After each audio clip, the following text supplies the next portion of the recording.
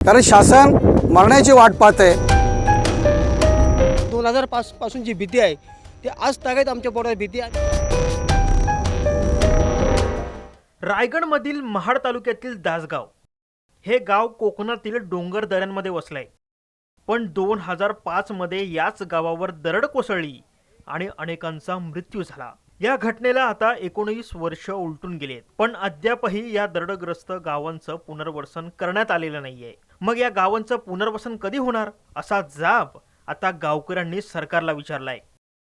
आमच्या दासगावला 2005 मध्ये दरडग्रस्त म्हणून आमचं गाव घोषित शासनाने केलेलं असून आतापर्यंत जसं पाऊस जवळ येतो तसं फक्त शासन आम्हाला नोटीस देतं आणि एकदा पाऊस गेलं का शासन गप्प राहतं। आमच्या जी पोटामध्ये आज तागायत 2005 पासून जी भीती आहे ती आज तागायत आमच्या पोटात भीती आणि एकदा पाऊस गेला का शासन गप्प बसतं।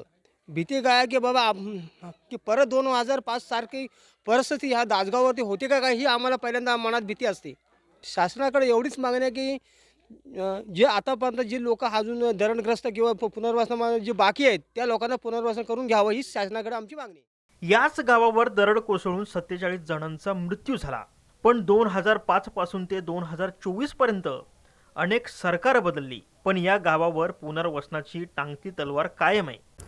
आपण आता पाहतो जिथे आता आपण मागे उभे आहोत त्या डोंगराच्या कुशीमध्ये दासगाव गाव वसलेलं आहे।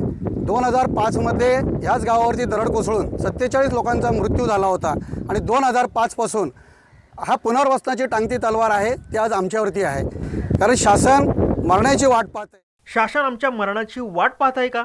पावसाळा आल्यानंतरच शासनाला कशी जाग येते असे एक ना अनेक सवाल गावकऱ्यांनी आता उपस्थित केलेत। दरड कोसळून अनेक कुटुंब गाडली घेतली, माणसं मेली, त्यांचं पुनर्वसन झालेलं आहे। मात्र दरवर्षी 2005 पासून प्रतिवर्षी शासन यादी बनवतं। या यादीच्या माध्यमातून वेगळ्या कॅटेगरीज केल्या जातात आणि दरडीचा धोका असणारी गावं सौम्य धोकाची यादी बनवतात आणि गरज असेल तसं त्या लोकांचं पुनर्वसन केलं जातं। दरवर्षी आपत्ती निवारणाच्या माध्यमातून यादी बनते, मात्र ज्या लोकांच्या घरावर दरड कोसळते, ज्या घरामध्ये मृत्यू होतो अशा लोकांचं पुनर्वसन युद्धपातळीवर होतं। मात्र प्रत्यक्षात जी अति धोकादायक आणि धोकादायक घरं आहेत अशांचं पुनर्वसन झालेलं अद्याप कुठे पाहायला मिळालं नाही। यंदाही रायगड जिल्हा प्रशासनाकडून दरडग्रस्त गावांची यादी जाहीर करण्यात आली। अनेक वर्ष ही कुटुंब दरडीच्या छायेखाली वावरत आहेत, पण या कुटुंबाच्या पुनर्वसनासाठी सरकार ठोस पाऊल उचलत नाहीये। त्यामुळे दासगावचं पुनर्वसन कधी होणार हा प्रश्न अद्यापही प्रलंबितच आहे। ब्युरो रिपोर्ट, साम टीव्ही न्यूज, रायगड। देश विदेशातील प्रत्येक घडामोडींचे लाईव्ह अपडेट मिळवण्यासाठी आता साम टीव्हीच्या सर्व सोशल मीडिया प्लॅटफॉर्मला लाईक, फॉलो आणि सबस्क्राईब करा। तसंच सर्व नोटिफिकेशनसाठी बेल आयकॉन प्रेस करायला विसरू नका।